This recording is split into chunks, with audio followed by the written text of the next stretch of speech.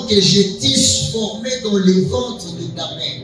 Ça veut dire c'est Dieu qui forme les hommes et les femmes dans les ventres de leur mère. C'est Dieu, ce n'est pas les hommes. Dieu dit à Jérémie, avant que je t'eusse formé, je te connaissais. Et avant que tu fusses sorti dans les ventres, je t'avais consacré, je t'avais établi prophète des nations. Ça veut dire, avant la vie de Jérémie, avant la vie de tout homme, il y a toujours un avant et un pendant et un après. Est-ce que je parle à quelqu'un? Ainsi, nous sommes en train de nous faire comprendre que tout ne commence pas quand tout est visible. Tout commence même quand tout n'est pas visible. Alléluia. Tu es en train de te poser la question, quand est-ce que je vais me marier? Je suis en train de te dire que ton mariage existe déjà, mais il est encore dans l'invisible. Je pensais que quelqu'un allait dire amen. Je vais te dire, les enfants que tu auras sont déjà là, mais ils sont dans l'invisible. Mais ils sont déjà là. C'est pourquoi Jésus dit, quand vous priez, dites que ta volonté soit faite. C'est comme si tu donnes à l'ordre, à la volonté qui est déjà dans les cieux, de venir prendre la forme sur la terre. Est-ce que je parle à quelqu'un? Est-ce que je parle à quelqu'un? Même qu'on n'a pas prophétisé sur toi, sache que la volonté de Dieu, qui est d'abord invisible, elle est connue dans les cieux avant de prendre la place sur la terre. Est-ce que je parle à quelqu'un? Frères et sœurs, tout ne commence pas par le visible. Le monde spirituel est d'abord poussé par le monde physique, plutôt est d'abord poussé par le monde spirituel. Quelque chose d'invisible, c'est elle qui crée le visible. N'est-ce pas que Dieu est esprit? Dieu est invisible. Personne n'a dit Dieu par ses yeux. Dieu est esprit. Et il fallait que l'esprit prenne la chair pour venir comme la parole de Jésus pour qu'il soit visible. Mais quand il est retourné au ciel, il a repris la forme qu'il avait, il est invisible. Alléluia. Alléluia. Mais n'est-ce pas que dans sa nature invisible, il a créé le visible qui est la terre. Il les a faites par sa parole. Et si je prie que la parole de Dieu puisse s'adresser à toi aujourd'hui afin de créer quelque chose d'invisible au nom de Jésus. Alléluia. Ainsi, quand nous examinons un peu cette prière de Jésus, Jésus dit, quand vous priez, dites notre Père. Il y a peut-être parmi nous des gens qui sont orphelins. Parmi nous, il y a peut-être des gens qui ont encore des parents. Mais quand Jésus dit, quand vous priez, dites notre Père, ça veut dire que tous, même nos parents, ils ont tiré l'origine dans le Père céleste. Alléluia. Nous sommes liés, n'est-ce pas, à sa source que nous appelons Abba. Abba qui veut dire une source, les débuts et les commencements. Dieu étant un bon Père, la première des choses que Dieu a fait, la première des choses qui caractérise la divinité de Dieu, ça s'appelle la planification. Est-ce que quelqu'un me comprend? Tu peux encore baisser la volume, s'il te plaît. La planification. Dieu est un Dieu de planification. Quand nous regardons, quand Dieu a pris la résolution de créer la terre, il a dit que la lumière soit, et la lumière fut.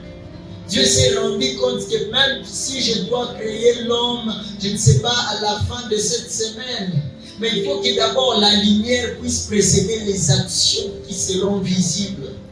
N'est-ce pas qu'il est écrit, c'est par la lumière que nous voyons la lumière. Il y a certaines choses qui ne seront pas visibles aussi longtemps la lumière de Dieu n'a pas encore apparu. Alléluia. C'est possible que si tu es en train de traverser, soit le facteur d'un ténèbre qui est encore en train d'agir. C'est un ténèbre qui n'est pas visible, mais quelque part c'est en train d'agir d'une certaine manière. Et au début, Dieu sachant planifier, il a commencé par la lumière. Alléluia. Dieu, avant que les poissons puissent apparaître, il fallait que l'eau soit. Avant que les oiseaux soient, il fallait qu'il y ait la terre, il fallait qu'il y ait l'air qui soit propulse. Sinon, si l'air était pollué, n'est-ce pas que les oiseaux devaient mourir? Mais Dieu a planifié tout, il a précédé ce qui était important à la survie avant que la chose vienne. Quand nous regardons, quand il a créé l'homme à son image, il a précédé. L'homme, ce qu'il a précédé, c'était, n'est-ce pas, les jardins d'Éden, où il y avait la nourriture, où il y avait tout ce qui était bon à la survie de l'homme. Ainsi, je suis venu dire à quelqu'un, ce que tu manques, en réalité, tu ne le manques pas. Dieu l'a déjà caché quelque part dans le visible. Ton existence n'est pas un hasard sur la terre. Alléluia. Sache qu'au moment favorable, ce qui est bon pour toi, Dieu va le révéler au temps favorable. Est-ce que je parle à quelqu'un? Je suis venu dire à quelqu'un, sois fort, car les plans de Dieu sont pour ton bonheur. Alléluia. Ne dis jamais une grâce de Kizabatu. Tu n'es pas venu accompagner quelqu'un. Non. Quand nous regardons la vie d'Aaron à côté de Moïse, n'est-ce pas qu'Aaron n'avait pas une part à côté de Moïse? Mais Dieu a fait en sorte que Moïse, bien que la Bible dit que c'est un grand prophète en Israël, mais Moïse ne savait pas parler pour que Aaron trouve aussi sa part. Alléluia. Aaron étant le frère de Moïse, même quand Moïse ne savait pas parler, Aaron était quelqu'un qui savait précéder, il savait connaître ce que Moïse veut dire, même s'il n'a pas encore fini de parler. Et c'est là que le travail d'Aaron a commencé. Au-delà de ça, frère, je suis venu t'interdire pour dire que toi tu ne réussiras pas. Non, toi tu réussiras. Peut-être que tu es en train d'essayer dans un domaine où Dieu ne t'attend pas, mais il y a une réussite quelque part dans le domaine où Dieu t'attend. Alléluia. Frère, tu n'es pas un jet d'hasard sur la terre. Celui qui connaît notre lendemain, c'est Dieu. Je les réponds, je dis, celui qui connaît le lendemain, ce n'est pas nous les hommes, c'est Dieu. Ainsi, comme nous étions en train de parler de ce grand thème de la consécration, nous devons comprendre que la consécration, en réalité, quand quelqu'un accepte de se consacrer, il est en train d'inviter le ciel dans sa vie. La consécration, je vais le répondre, c'est une invitation de la provision céleste sur la terre. La consécration, c'est le fait de prendre la position favorable pour attirer l'attestation ou l'attention de Dieu dans notre vie. Est-ce que je parle à quelqu'un? À part la volonté de Dieu, il existe plusieurs volontés, nous en avons parlé. Nous avons dit qu'il existe notre propre volonté, n'est-ce pas? Il existe la volonté de notre environnement, il existe la volonté du diable, et à la fin la volonté de Dieu. Et toutes ces choses peuvent influencer notre destinée. Ainsi, la consécration nous évite toutes ces volontés. Quand nous sommes consacrés à Dieu, c'est une manière de dire, Seigneur, j'abandonne.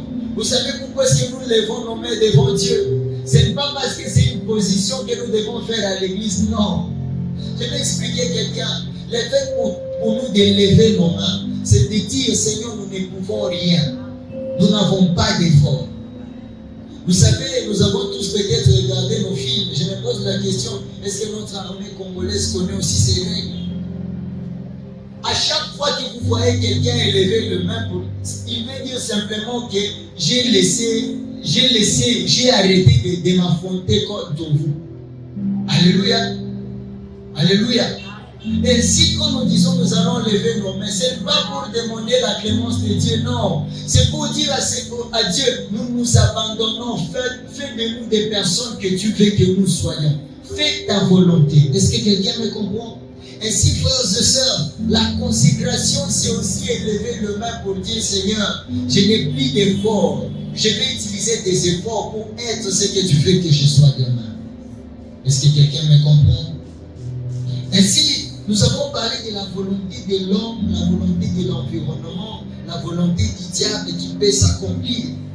Mais en parlant de l'environnement, qui est, n'est-ce pas, les cadres qui nous entourent, qui est le cadre qui caractérise, n'est-ce pas, notre environnement, ça peut être des personnes, ça peut être une institution, ça peut être quoi que ce soit qui puisse nous entourer. Ainsi, quand nous voulons vraiment approfondir l'environnement, nous voyons que la Bible insiste beaucoup plus quand nous lisons le psaume chapitre 1, le verset 1. Mais aussi la Bible parle de la mauvaise compagnie. Alléluia. Alléluia. Ainsi, s'il faut définir la compagnie, c'est quoi selon les contextes dans lesquels nous sommes en train de parler? La compagnie, c'est une rencontre de personnes qui ont le plaisir d'être en société. C'est une agglomération de personnes qui ont le plaisir de se retrouver tous ensemble. Ça peut être lié, n'est-ce pas, à un intérêt commun, ça peut être lié simplement au plaisir. Ça peut être lié à plusieurs choses, mais la compagnie, c'est cet environnement-là des personnes avec qui nous vivons.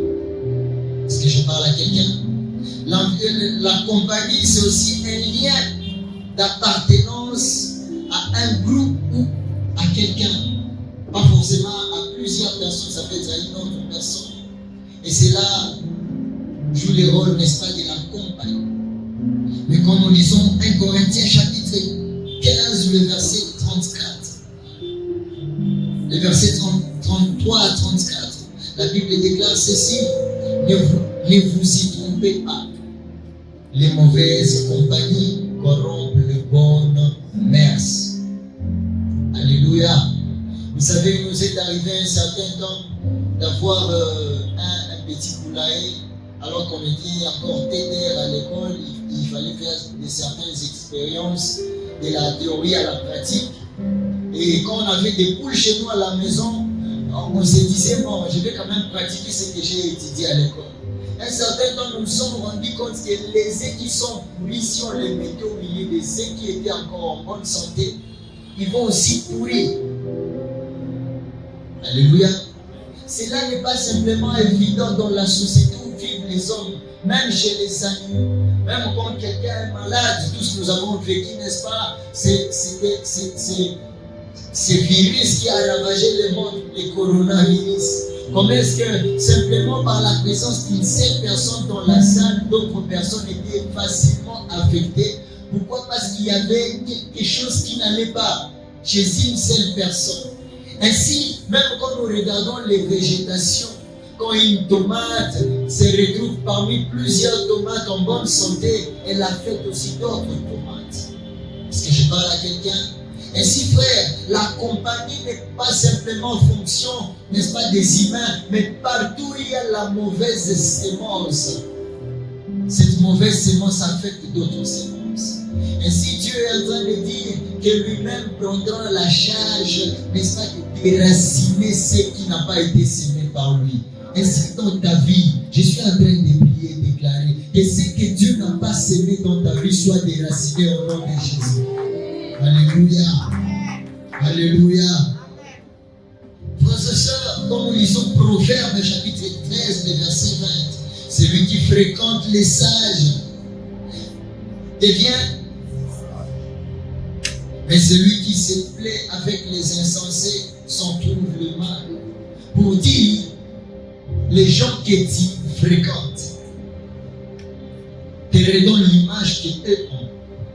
Quelqu'un dit, dis-moi qui tu fréquentes, je te dirai qui tu es en réalité. Si tu fréquentes les gens qui sont sages, par la suite tu vas te rendre compte que tu es devenu sage. Il y a certaines sagesses qu'on ne demande pas en prière, non. Il y a certaines sagesses qu'on acquiert simplement parce que nous sommes dans un environnement où il y a des hommes sages.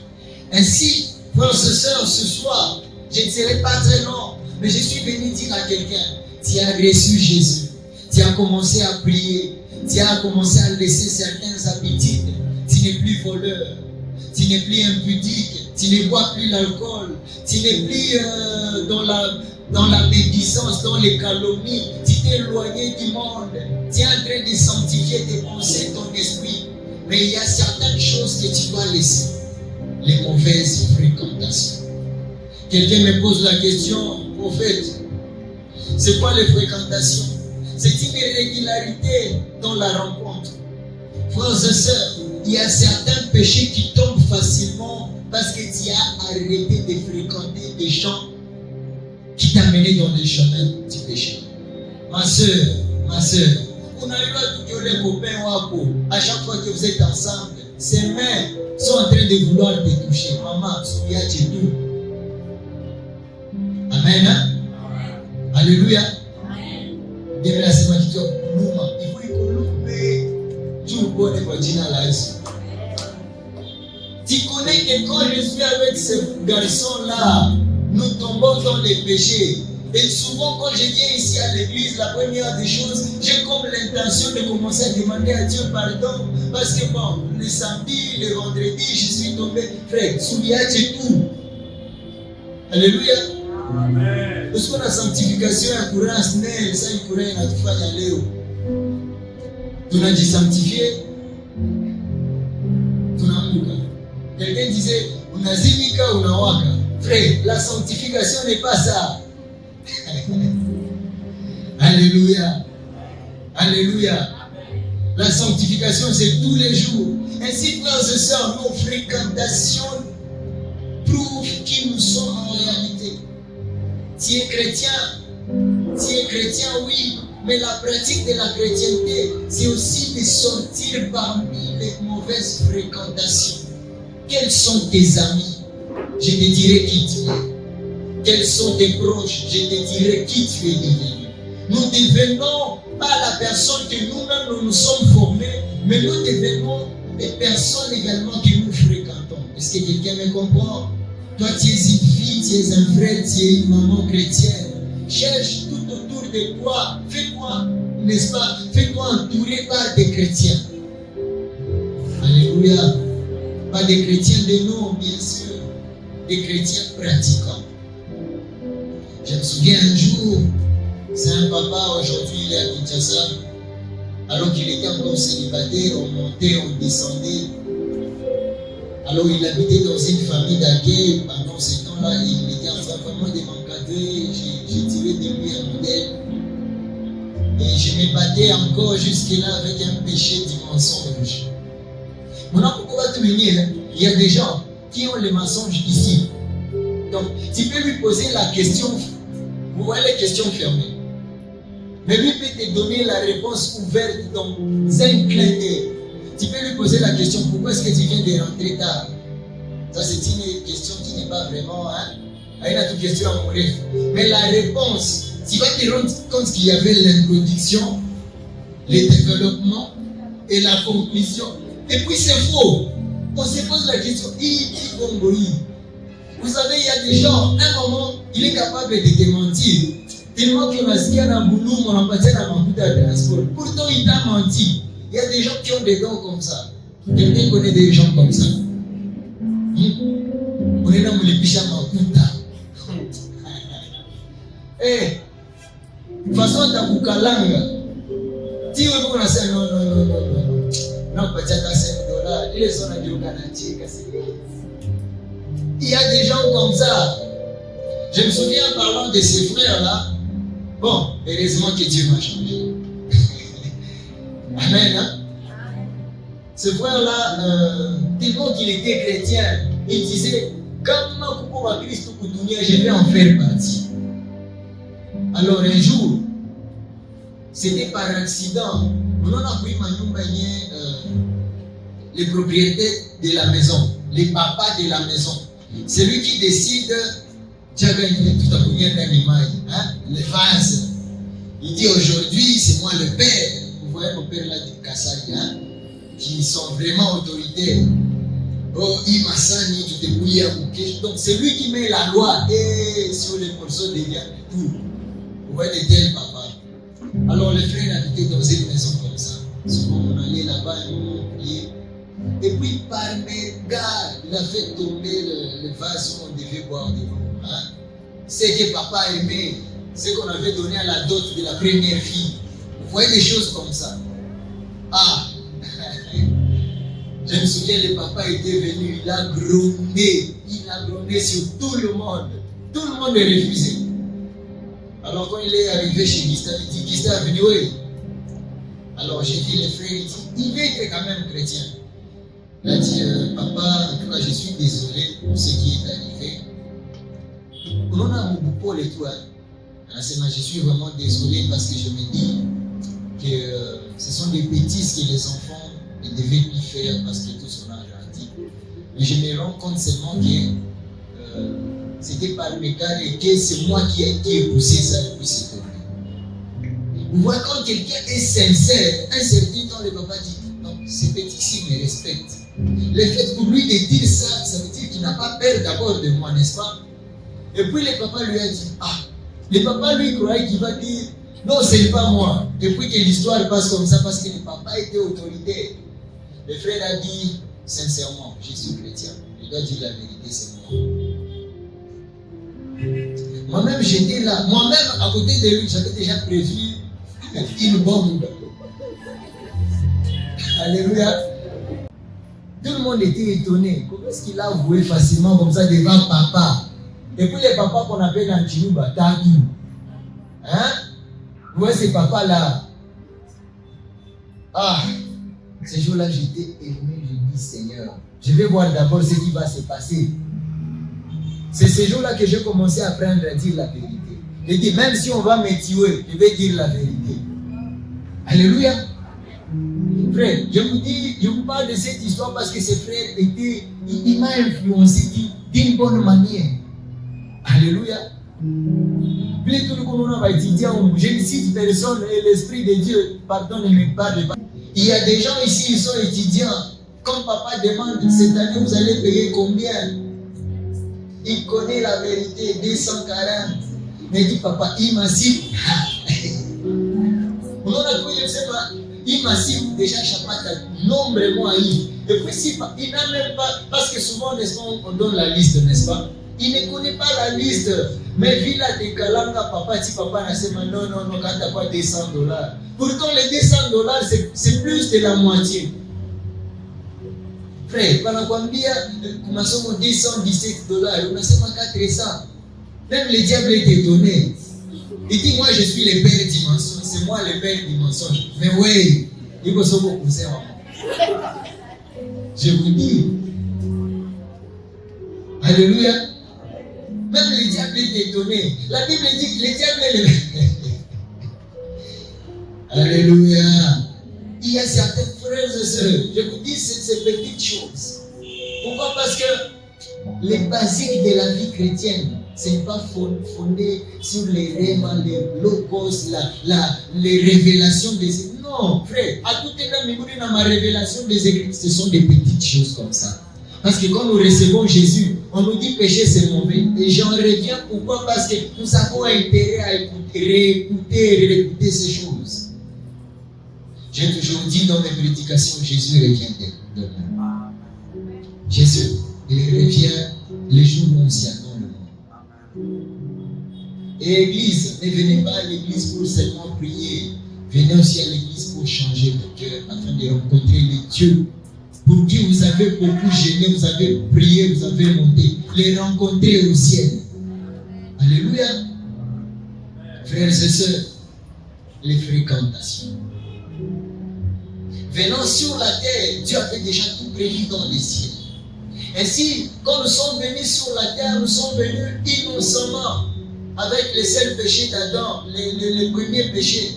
Mais nous sommes venus avec le vide dans la tête. Tout ce qui est de nous, c'est ce que nous avons reçu par rapport à notre environnement. Quelqu'un, c'est un savant, il dit que l'homme est parfait, mais c'est simplement l'environnement qui les change. Alléluia. La première rencontre que nous faisons sur la terre, ça s'appelle la famille biologique. Dis avec moi la famille biologique. Déjà, tu viens dans une maison où la maman, elle est dure de paroles.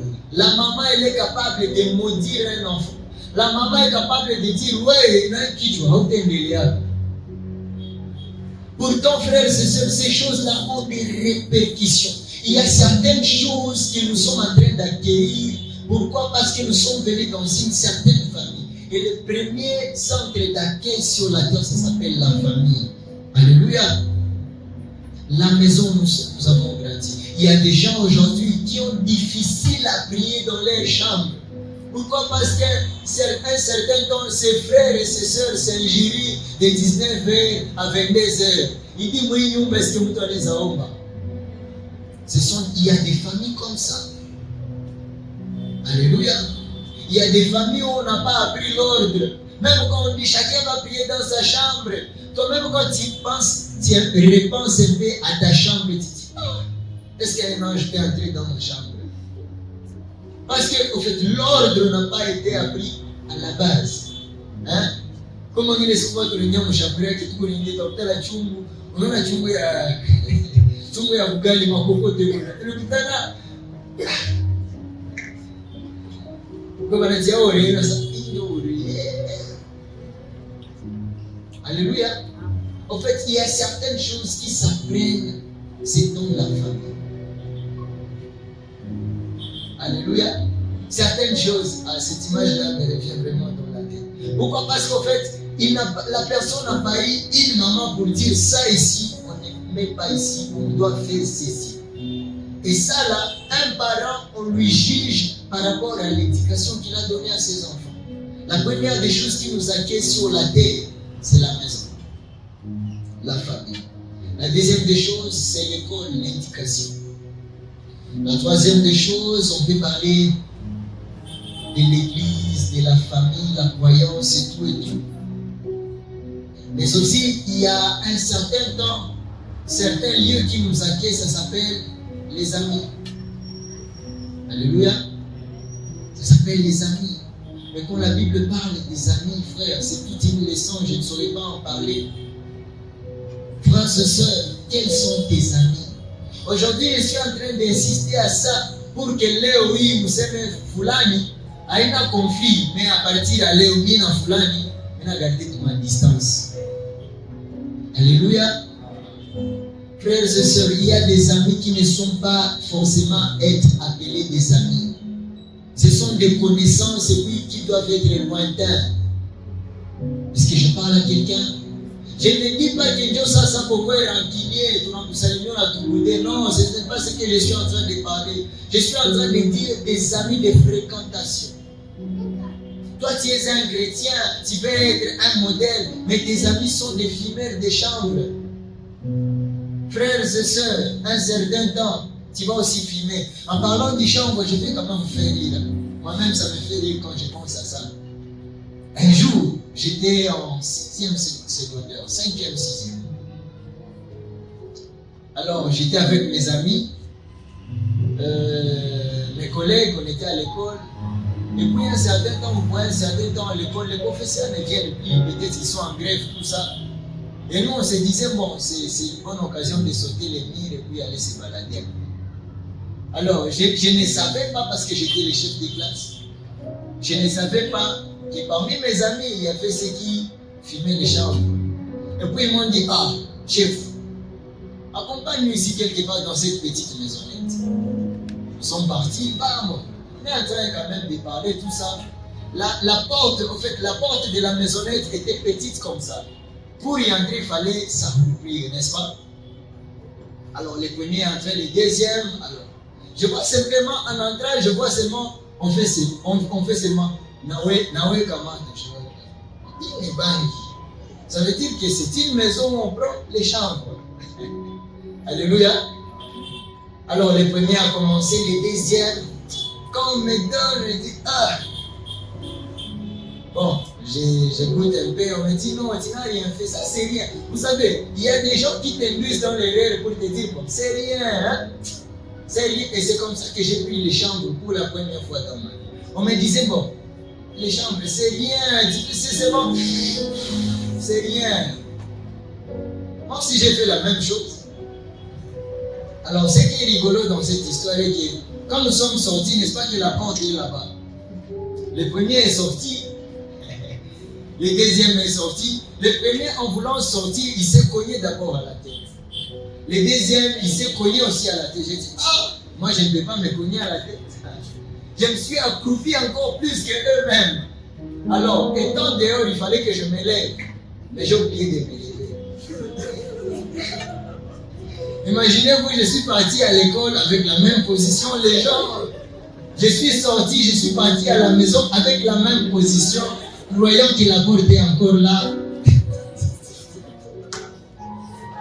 C'est en arrivant devant la porte de chez nous que je me rends compte que j'ai la petite position là. C'est comme si. Je me posais la question, pourquoi est-ce que les gens me regardaient, ils riaient? Dis avec moi la mauvaise compagnie. Alléluia. Je ne parle pas d'autres histoires. Moi, je suis un témoignage vivant. Alléluia. Le deuxième jour, Jésus. Le deuxième jour, qu'est-ce qui s'était passé? En sortant là-bas, j'ai dit, aujourd'hui, je ne vais pas m'accomplir. Je pose à mes amis, est-ce que Mina Shima me dit ce qu'il y a? La question que je me pose, même quand j'étais dans cette position, ils ne voyaient pas. Alors, le deuxième jour, parce qu'il fallait que je passe, que je marche, vous voyez les câbles de haute tension. Dans ma tête, j'étais très long au point où je croyais que les hautes tensions là voulaient me taper à la tête. Alors, avant de passer à côté d'une haute tension, je faisais ça. Alléluia. Et à un certain temps, moi-même, je me suis dit, ça c'est pas ma vie. Alléluia. Et frères et sœurs, les compagnies, ça corrompt les bonnes mœurs. Pourtant, si l'exercice de ma vie, dans mes études, j'étais chef de classe de première en 6e secondaire. Pourquoi? Parce que j'étais un élève modèle pour ma génération. Mais ce sont les mauvaises personnes. Alléluia. Et aujourd'hui, dans ta vie, il y a des personnes que tu dois laisser.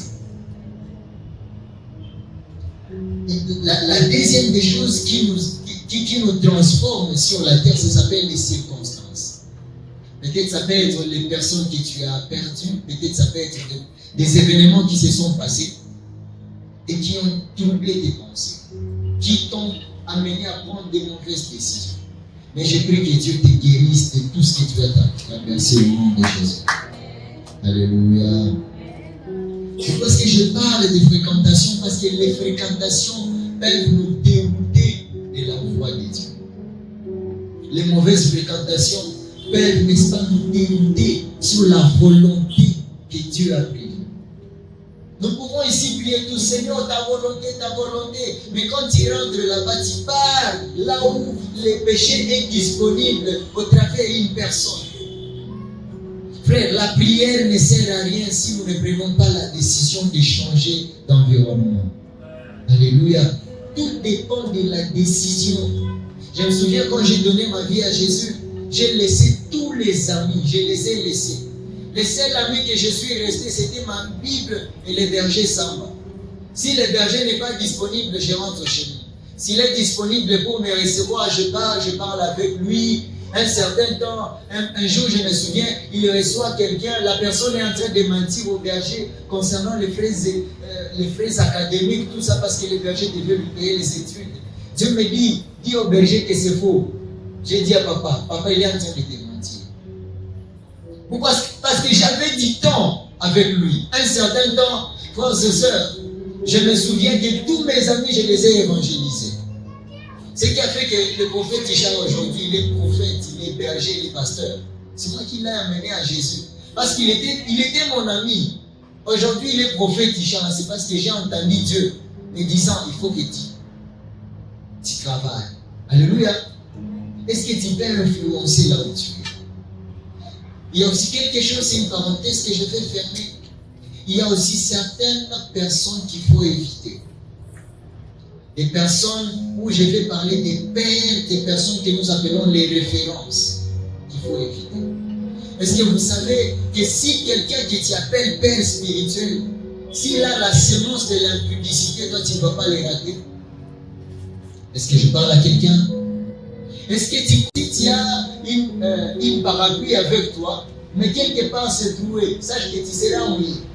Frère, quelqu'un qui a toujours prié pour toi, quelqu'un qui a toujours mis ses mains sur toi, il faut te rassurer que c'est une bonne personne.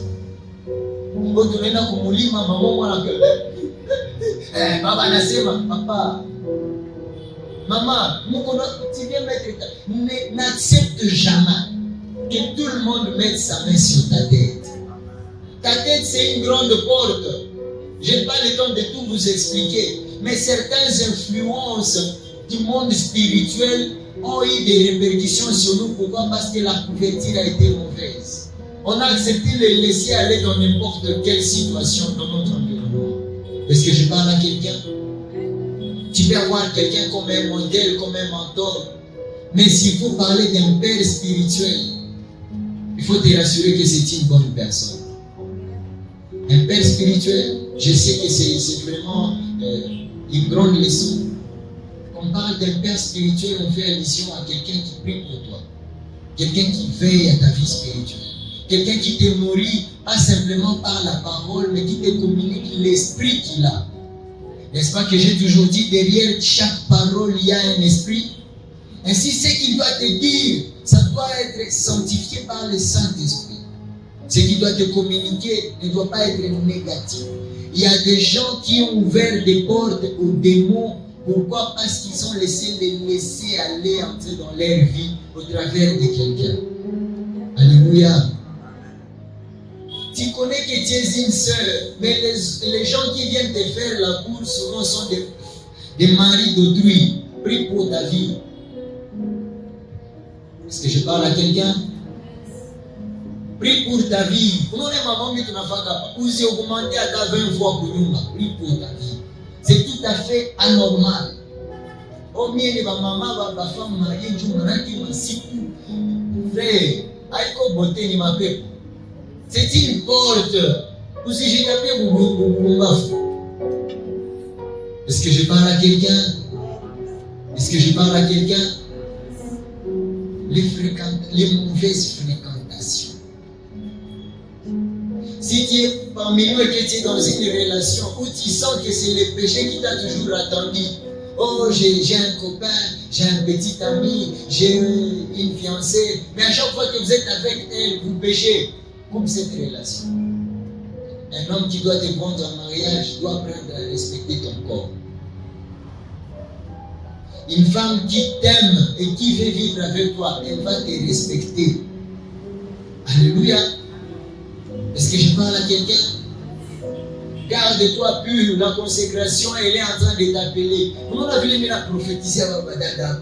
Mais ça non, Dieu me dit dans les jours à venir. Vous pensez que c'est vous-même qui avez entendu cette prophétie? Il y a les démons qui ont aussi entendu. Il y a aussi les diables qui ont aussi entendu. Ils disent, ah, c'est ça le plan de Dieu. Ok, ça va. C'est possible qu'il t'envoie une mauvaise personne pour te détruire. Il va t'envoyer un délit en forme d'un homme pour venir détruire ta destinée. Prie, reste dans une vie consacrée. Pourquoi? Parce que c'est la consécration qui attire la volonté céleste sur ta vie. Alléluia. Alléluia. Tout dépend de ta propre décision. L'autre fois, j'ai parlé de la décision. Et qu'un certain temps au Congo, la décision, n'est-ce pas, d'agir selon la Constitution, ça commence à 18 ans. Quelqu'un peut prendre une décision. Dans certains pays, c'est à 13 ans, 14 ans. Mais chez nous, ici, c'est à 18 ans. L'enfant peut s'imposer et dire, à partir de maintenant, je laisse les études. J'ai 18 ans. Il peut aller à la justice, ils vont l'appuyer. Pourquoi? Parce qu'il a la décision. On suppose qu'il a grandi. Et à un certain temps, nous sommes au maître de notre destin. Est-ce que je parle à quelqu'un? Le oui et le non dépendent de toi. À un certain temps, j'ai dit à certains frères qui sont parmi nous, frère, apprends à dire non. Non, cette fille-là, elle est jolie, elle parle bien français, elle est venue me dire qu'elle m'aime. Frère, qu'est-ce qui te dit que tu dois seulement dire oui? Alléluia. Ma soeur, non, ce monsieur-là, quand je le vois, je sens la tranquillité. Frère, on a la tranquillité. Alléluia. J'ai senti la douceur, même à sa manière de parler. Je sens qu'il est sincère. Frère, sœur, pourquoi on a appareil à plus ma sincérité? Est-ce que je parle à quelqu'un? Regarde un peu ton environnement. Il faut que tu prennes la bonne décision. Et il est temps pour toi d'arrêter certaines fréquentations.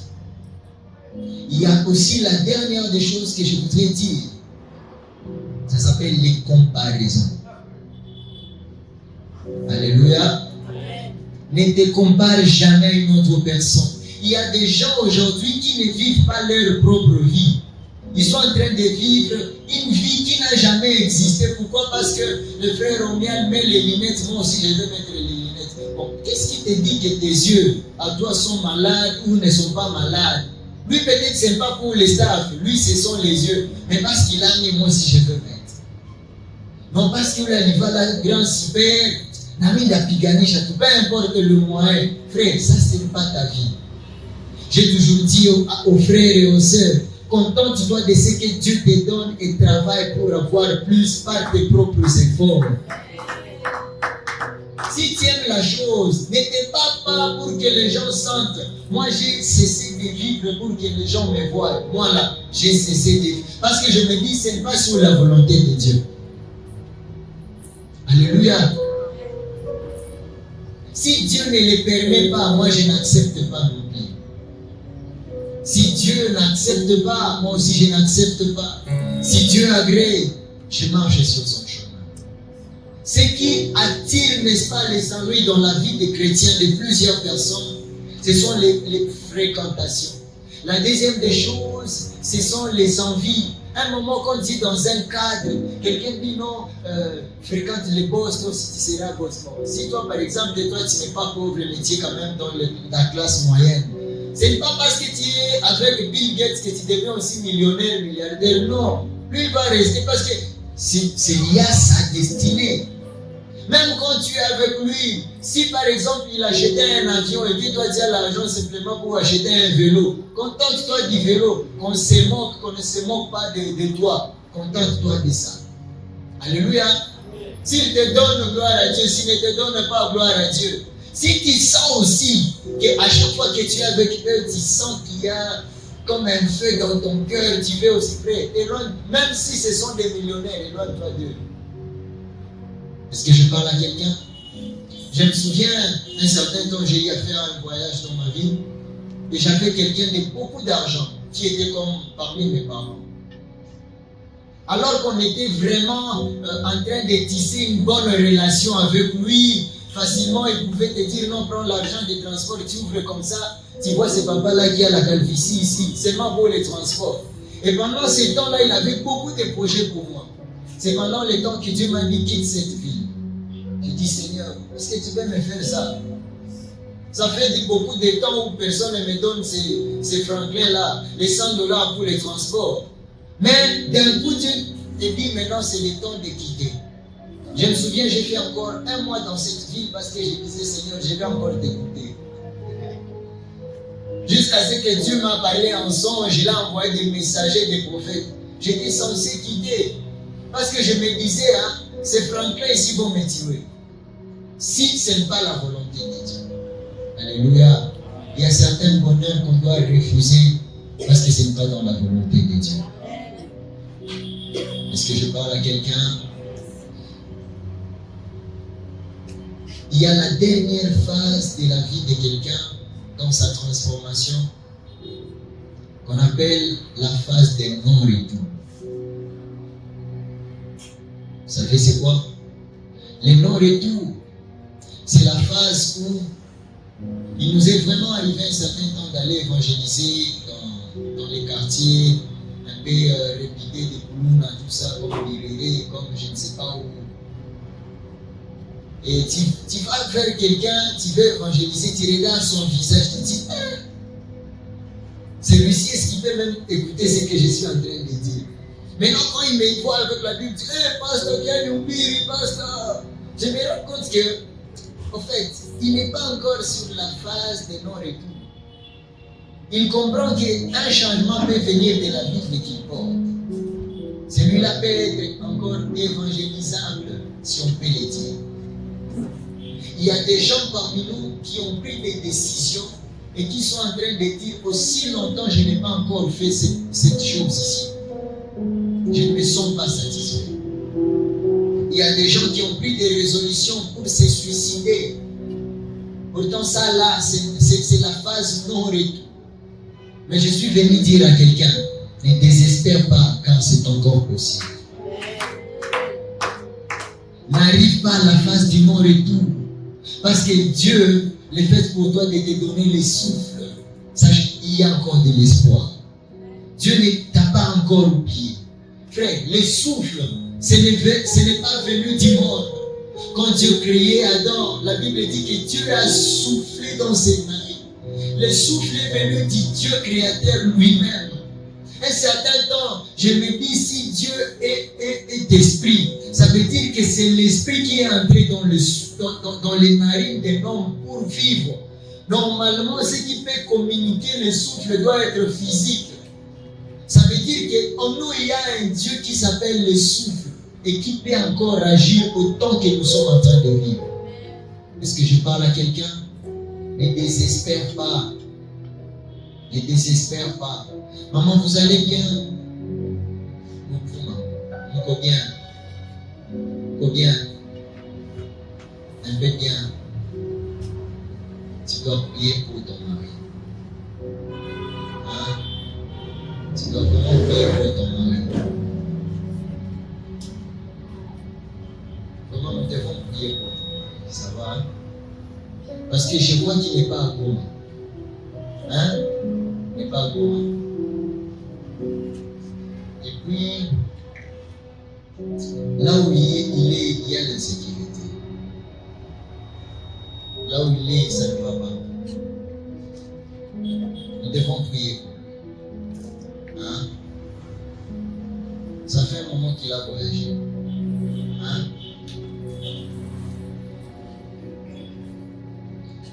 Alléluia. Frère, nous vivons sur une vie qui n'est pas censée être corrigée. Il y a certaines erreurs que nous pouvons corriger, il y a certaines qu'on ne peut plus corriger. Est-ce que quelqu'un me comprend? Il y a certaines choses qu'on ne peut plus corriger. Mon pasteur m'a toujours dit qu'on ne vit jamais sur les brillants, on vit sur les pauvres.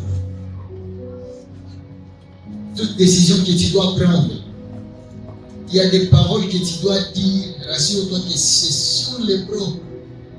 Il m'est arrivé à maintes reprises, je viens de dire quelque chose, et puis ça fait très mal au cœur des gens, et puis je dis, ah, qu'est-ce qui m'a poussé à dire ça? C'est parce que j'ai cru que c'était sur un brillant. Il y a certaines choses, frères et sœurs, que nous faisons-les proprement. Alléluia.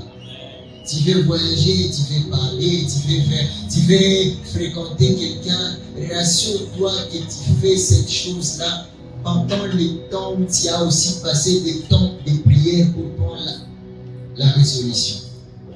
Ne prends pas, je le reprends pour la troisième fois sur cette chaire, ne prends pas de décisions si tu sens que ta vie de prière n'est pas au top. Amen, hein? Alléluia. Il y a des gens ici, Dieu ne passera pas par le prophète pour te parler de l'homme de ta vie. Mais il y a des gens, dans la vie, un certain temps, Dieu passera par toi-même, mais Dieu veut que cet événement-là vienne pendant que tu es dans la prière. Dieu te parlera clairement. Alléluia. Je t'interdis de faire les choix sans consulter les ciels. Je t'interdis de faire les choix sans consulter les ciels. Tout a fait, Aïcha Penana Nadada, ils sont au point de donner la dot. Maintenant, quand ils voient que ça ne va pas, ils viennent vers le prophète. Prophète, en tout cas, prie pour moi. Bon, toi, tu veux que moi, je prie quoi? Déjà, quand je te disais, je ne sens pas Dieu dans cette relation-là, tu ne voulais pas m'écouter. Alléluia. Il y a certaines choses que Dieu te dira à toi-même, mais ça sera pendant tes moments de consécration. Alléluia. Si tu sens que cette parole te concerne et t'a béni, tu vas acclamer le Seigneur Jésus.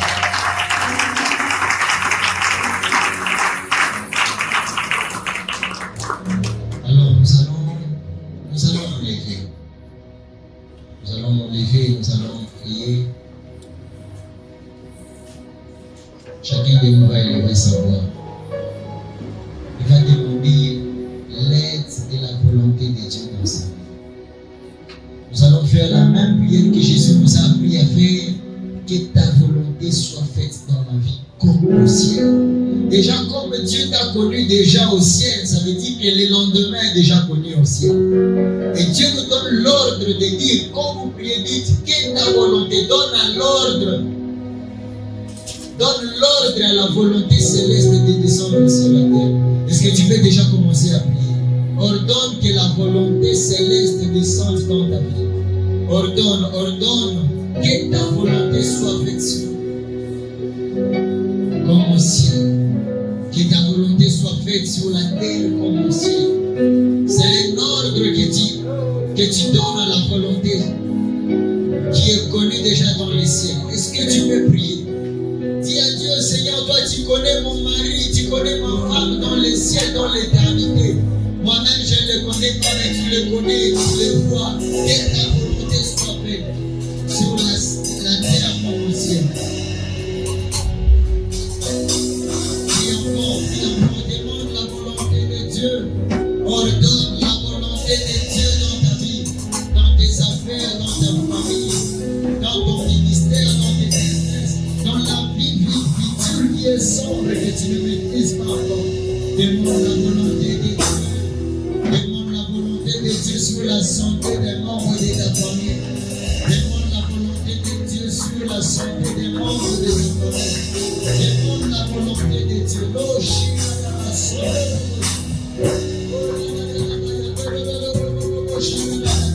Dis à Dieu, non pas ma volonté, mais ta volonté, mais la sienne, la sienne. Je n'ai pas la décision, je ne peux rien sans toi. Je ne peux rien sans toi. Non pas ma volonté, mais ta volonté. Non pas ma volonté, mais ta volonté, Seigneur. J'ai la peur dans ma vie, dans mon appel, dans mes affaires, dans mon business, dans mon mariage, dans ma santé spirituelle, physique, mentale. Seigneur, rien que ta volonté, rien que ta volonté dans mes business, dans mes finances. J'ai besoin de voir ta volonté. Que ça ne soit pas poussé par les hommes, que ça ne soit pas poussé par les diables, que ça ne soit pas poussé par l'environnement, que ça ne soit pas poussé par moi-même. Et que Dieu ne soit pas au cœur de toutes ces choses, et que je puisse vivre ta volonté. Elle soit faite sur la terre comme au ciel. Elle soit faite sur la terre comme au ciel. Elle soit faite sur la terre comme au ciel. Prie, prie, prie, prie, prie, prie. Au nom de Jésus, au nom de Jésus. Que ta volonté soit faite sur la terre comme au ciel. Sur la terre comme au ciel. Sur la terre comme au ciel. Sur la terre comme au ciel. Sur la terre comme au ciel. Comme au ciel, Seigneur, que ta volonté soit faite parmi nous. À ta volonté, Seigneur, nous sommes secoués par le monde. Nous savons des décisions qui ne sont pas bonnes. Des décisions qui sont nocives dans notre vie. Des décisions qui ne vont pas de ta volonté, Seigneur. Rien que ta volonté. Rien que ta volonté. Si tu veux que je reste, je veux rester. Si tu veux que je parte, je vais partir. Si tu veux que je puisse renoncer, je vais renoncer. Si telle est ta volonté, je vais le faire. Si telle est ta volonté, je vais le faire. Si telle est ta volonté, je vais le faire. Dans le nom de Jésus, dans le nom de Jésus. Dans le nom de Jésus, dans le nom de Jésus. Dans le nom de Jésus, dans le nom de Jésus. Que ta volonté, que ta volonté, que ta volonté. Mon Père, que ta volonté soit faite sur la terre comme au ciel. Le Dieu de mon salut, le Dieu de mon salut.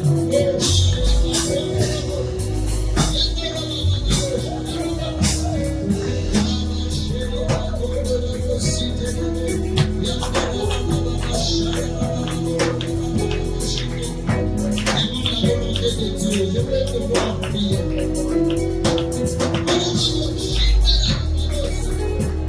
Au nom de Jésus, au nom de Jésus.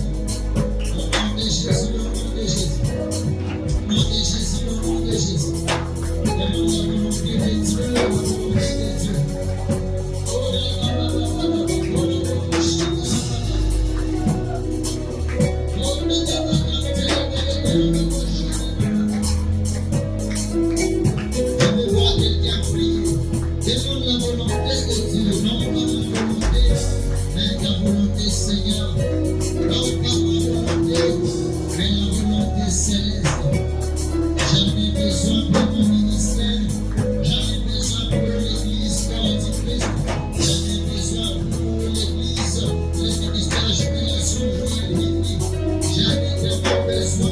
ministère de Génération Joël, secteur vide. Au nom de Jésus, nous avons besoin de ta volonté. Qu'elle s'accomplisse dans nos vies, qu'elle s'accomplisse dans nos familles, qu'elle s'accomplisse dans nos appels, qu'elle s'accomplisse, que ta volonté est la volonté Père. Et ta volonté, Seigneur Jésus. Rien que ta volonté. Rien que ta volonté. Rien que ta volonté. Rien que ta volonté. Rien que ta volonté.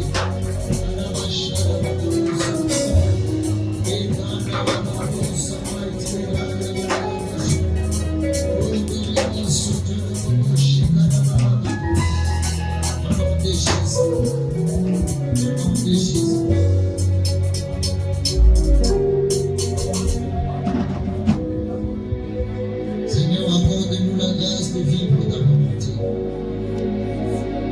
Qu'elle s'accomplisse parmi nous aujourd'hui.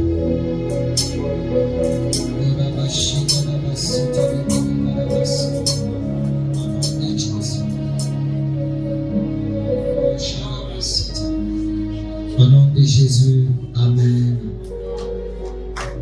Oh, Jésus.